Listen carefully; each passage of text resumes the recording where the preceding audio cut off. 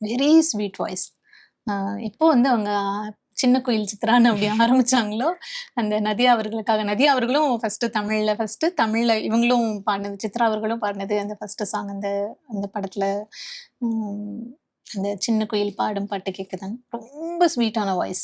அவங்களும் எவ்ளோ நாளா வந்து பாடிட்டுருக்காங்க. குரல்ல ஒரு சின்ன சேஞ்ச் கூட இல்ல. அப்படியே ஒரு ரொம்ப இனிமையான ஒரு குரல் அவங்களுக்கு.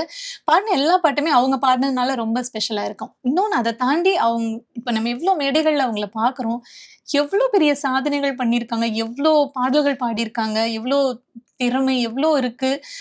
இவ்ளோ அச்சீவ்மென்ட்ஸ், அவார்ட்ஸ்லாம் வாங்கியிருக்காங்க. ஆனா அவங்க பேசுறத பாருங்களேன். அவ்ளோ ஒரு ஹம்பிள்னஸ், அவ்ளோ ஒரு அமைதியா, அதுதான் எல்லாருமே கத்துக்கணும் அப்படின்னு நான் நெனைக்கிறேன். அந்த வகையில அவங்க எனக்கு ரொம்ப பிடிக்கும் சித்ரா அவர்கள். ஓகே. நானொரு சிந்து. எல்லாருக்குமே. அது அது ரொம்ப என்னோட ஃபேவரைட்.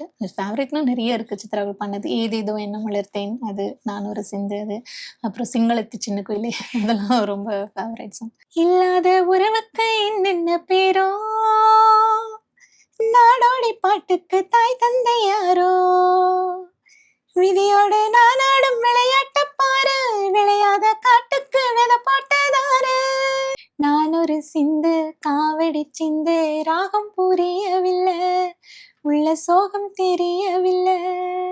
சிறைச்சாலை படம் ஆ, மலையாளத்திலயும் வந்தது, தமிழ்லயும் மோகன்லால் வந்துச்சு. மோகன்லால் அவர்கள் நடிச்சது. அதுல வந்து தபு அவர்களுக்காக ஒரு பாட்டு பாடியிருப்பாங்க. "ஆலோ லங்கிடி தோப்பிலே." ஆ.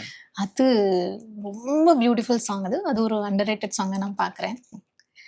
"ஆலோ லங்கிடி தோப்பிலே தங்கிடும் கிளி தங்கமே, இல்லா கதை சொல்லாதடி ஓலமாயே."